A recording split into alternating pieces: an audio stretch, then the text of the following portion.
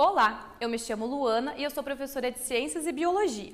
A aula de hoje foi desenvolvida para os alunos do 9º ano do ensino fundamental e o conteúdo é evolução.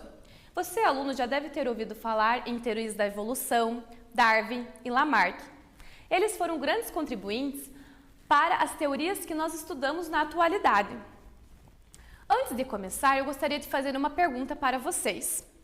O gafanhoto é verde porque vive na grama ou vive na grama porque é verde? Já consegue responder essa para mim? Então, Darwin e Lamarck, eles não foram dois estudiosos contemporâneos, eles não estudaram as teorias da evolução, não montaram suas teorias juntos na mesma época. Quando Darwin estava no ápice dos seus estudos sobre evolução, Lamarck já estava no fim da sua vida. Então, as teorias propostas por Lamarck, elas serviram de base para aquelas criadas por Darwin. Outra curiosidade é que nem Darwin nem Lamarck conheciam a genética. A genética veio depois, com Mendel. Mendel que foi o criador da genética, que descobriu a genética. Então, as leis de Darwin e de Lamarck não se baseiam na genética, não tem base com os genes. Para começar, Lamarck, ele usou duas leis como base para a sua teoria. A lei do uso e desuso e a lei dos caracteres adquiridos.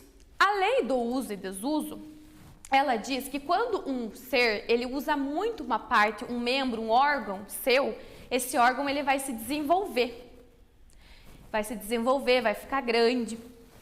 Já quando ele deixa de usar alguma parte do seu corpo, essa parte ela vai se atrofiar, ela vai deixar de se desenvolver. Consequentemente, junto com a sua segunda lei, a lei de transmissões de caracteres adquiridos, essas características que ele adquiriu, elas vão ser passadas para os seus descendentes. Então, no caso, se eu vou na academia e eu malho muito, segundo as teorias de Lamarck, os meus músculos eles vão se desenvolver, vão ficar maior, e essa característica vai ser passada para os meus filhos, os meus descendentes. Outro exemplo é dos flamingos. Então, segundo a teoria de Lamarck, os flamingos viviam numa região a qual começou a ficar alagada. Quando ela começou a ficar alagada, os flamingos tiveram que achar uma maneira de sobreviver. E a maneira que eles acharam foi esticando as suas pernas. Isso foi uma característica que eles adquiriram na lei do uso e desuso. Após isso, todos os seus descendentes, os descendentes de flamingos, já vinham com umas pernas grandes. Já na teoria de Darwin, ele propôs a teoria da seleção natural, em que o meio vai selecionar o mais adaptado. E que, em uma mesma espécie, nós encontramos diversas características. Foi o que ele observou lá na ilha de Galápagos. Ele observou o bico dos tentilhões. Então, uma mesma espécie tinha bicos diversificados conforme a sua alimentação. Então, ele concluiu que o que vai selecionar o mais adaptado é o meio em que vivem. Então, um organismo, um ser que é mais adaptado a vários climas, a vários alimentos, consequentemente, eles vão ter mais chances de sobreviver a mudanças climáticas, a escassez de alimento. Já um organismo que ele é menos adaptado, que ele tem uma restrição alimentícia, que ele não consegue se adaptar aos climas e diversos outros fatores, ele vai ser mais fraco, vai ser mais indefeso. Consequentemente, o ciclo de vida, a vida dele vai ser mais curta. Com isso, ele não vai conseguir se reproduzir e deixar descendentes férteis, já que ele mais adaptado, ele tem mais chances de sobreviver, uma vida mais longa, e com isso ele vai conseguir se reproduzir e deixar descendentes férteis. Bom, agora sabendo disso, vocês já conseguem me responder aquela pergunta do início da aula. O gafanhoto, ele é verde porque vive na grama ou ele vive na grama porque ele é verde? Conseguem responder? Bom, o gafanhoto, ele vive na grama porque é verde, que foi um meio que ele encontrou de se adaptar. Ali, ele fica longe de predadores. Ele consegue alimento, ele consegue se reproduzir e consegue deixar descendentes. Então, foi um lugar que ele encontrou que ele teria mais chances de sobreviver. Vamos relembrar. Eu vou usar um exemplo bem comum, vocês já devem ter ouvido falar, dos pescoços das girafas. Vocês já ouviram falar, quando a gente fala assim, teorias da evolução, Lamarck, Darwin, a gente lembra em girafa. Não que Darwin ou Lamarck tenham estudado especificamente as girafas, mas é um exemplo que nós usamos para diferenciar as duas teorias. Segundo a teoria de Lamarck, existiam apenas girafas de pescoço curto. E essas girafas, elas tinham uma alimentação restrita. Com o passar do tempo, essa alimentação ela foi diminuindo, tiveram escassez de alimento, e eles tiveram que dar um jeito de esticar os seus pescoços, eles tiveram que aumentar o pescoço, dar um jeito de desenvolver.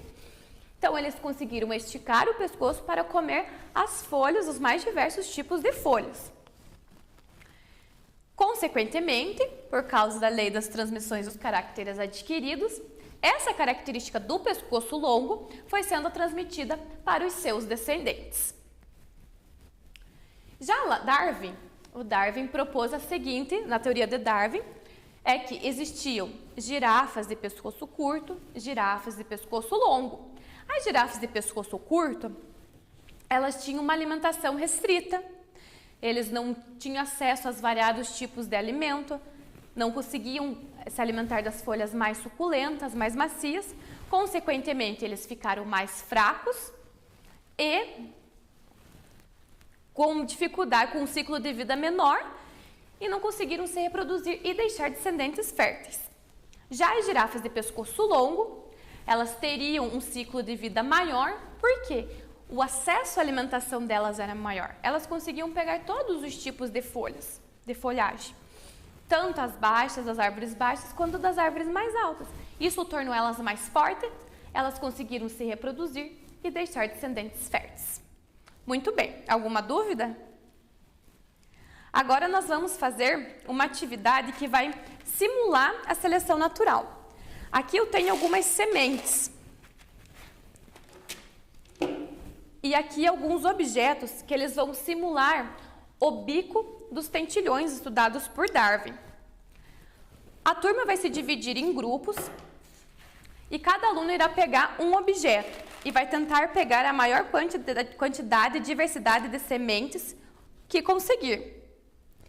Após essa atividade, eles vão conseguir observar qual foi o bico mais adaptado, se foi da pinça, do alicate, do prendedor de roupas. Aquele que conseguir pegar maior diversidade e maior quantidade é o mais adaptado. Aquele que tiver mais dificuldade em conseguir esses alimentos é o menos adaptado. Após esse momento, os alunos irão responder algumas questões sobre qual foi o mais adaptado, qual foi o menos adaptado e também sobre o que aconteceria com determinados animais se houvesse escassez de alimento. A aula foi essa, espero que tenham gostado e eu vou finalizar com uma frase de Charles Darwin. Não é o mais forte que sobrevive, nem o mais inteligente, e sim o mais adaptado. Muito obrigada!